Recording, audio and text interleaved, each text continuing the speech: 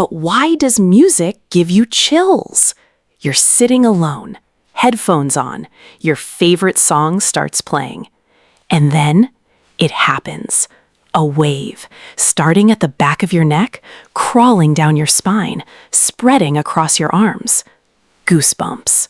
Your eyes get a little watery, your chest feels tight, but in a good way, like something enormous is happening inside you. But nothing is happening.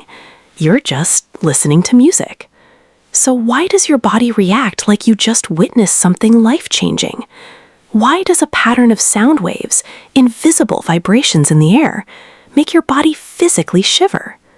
Today, we're going to find out, and the answer is stranger and more beautiful than you'd expect. Scientists actually have a name for this. It's called Frisson, from the French word for shiver. And here's the first surprising thing about it.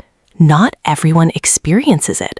Studies suggest that only about 50% of people get music chills at all. Half the population has never felt what you just felt.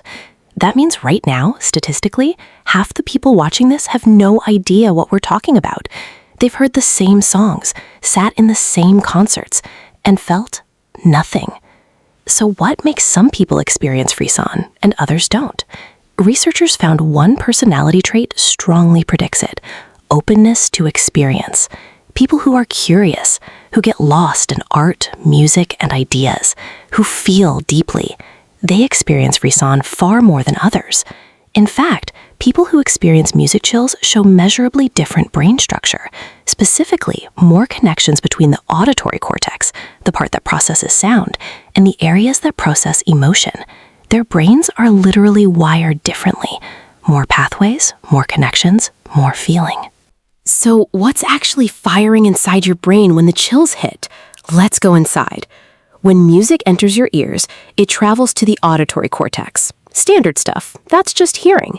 But in some people, that signal doesn't stop there.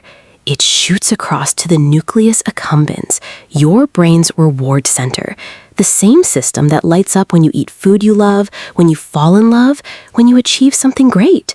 And it triggers a dopamine release, real, measurable dopamine, the same chemical behind motivation, pleasure, and addiction. A 2011 study by Valerie Salimpour at McGill University proved this for the first time. She put people in a brain scanner while playing their favorite music. She literally watched dopamine flooding their brains in real time during the chills. But here's what makes it even more fascinating. The dopamine doesn't just release when the chills hit. It starts building before the most emotional moment in the song. Your brain learns the structure of music you love. It starts predicting what's coming. And right before the drop, the key change, the moment you've been waiting for, dopamine is already flowing. The anticipation itself is part of the reward. Your brain is essentially getting high on a song it loves before the best part even arrives. Now here's where it gets really interesting. Why music specifically? Why not any sound? Why doesn't the hum of a refrigerator give you chills? Because music does something no other sound does. It violates your expectations in exactly the right way. Your brain is a prediction machine. Every second of your life, it's building models of what comes next. It's constantly guessing the future. Music plays with that system. A chord progression builds tension. Your brain predicts resolution. And then the music either resolves exactly as expected, satisfying, or does something unexpected, surprising. The best music does both. It builds expectation, delays it, then delivers, but slightly differently than you predicted. That gap between expectation and reality, that's where chills live. And here's the deeper layer. Researchers believe frisson may be connected to the same system that produces chills from real emotional experiences, like witnessing something deeply moving, a heroic act, a moment of profound human connection. Your brain might be treating music the same way it treats witnessing something genuinely important. Like your nervous system hasn't fully learned that music isn't real life. It hears something that feels emotionally significant, and it responds as if it actually is. But why would humans evolve this response at all? Here's the theory most scientists find compelling. Go back 100,000 years. Our ancestors lived in groups. Survival depended on social bonding, on being in sync with the people around you. Music, rhythm, melody, collective singing was one of the earliest tools humans used to bond. Tribes that moved together, sang together, felt together, survived together. The chills you feel listening alone with headphones today may be an echo of that ancient system, a biological reward for participating in collective human experience. Your nervous system still responds to music the way your ancestors did around a fire, with a full body signal that says, "This matters. This connects you. Pay attention." Which explains something else entirely. Why the same song can give you chills the first 100 times, and then nothing. Familiarity kills Frisson. When your brain fully predicts the music, when there's no more surprise, the reward signal weakens. This is why discovering new music feels so good, and why your favorite songs from 10 years ago sometimes don't hit the same way anymore. Your brain has already solved them. So, what do we do with this? A few things worth knowing. First, if you experience Frisson, you have a measurably different brain. More emotional connectivity, more openness.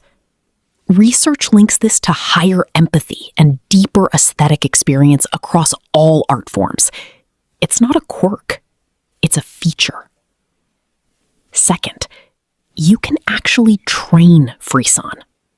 Deliberately listening to music that surprises you, new genres, unexpected compositions, music from other cultures, keeps your prediction system challenged, which keeps the chills alive.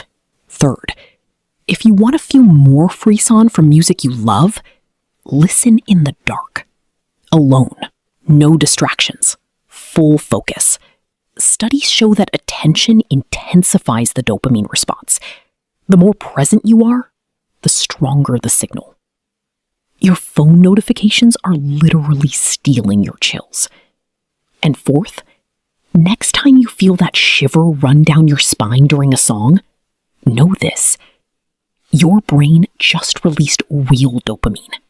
Your ancient social bonding system just activated.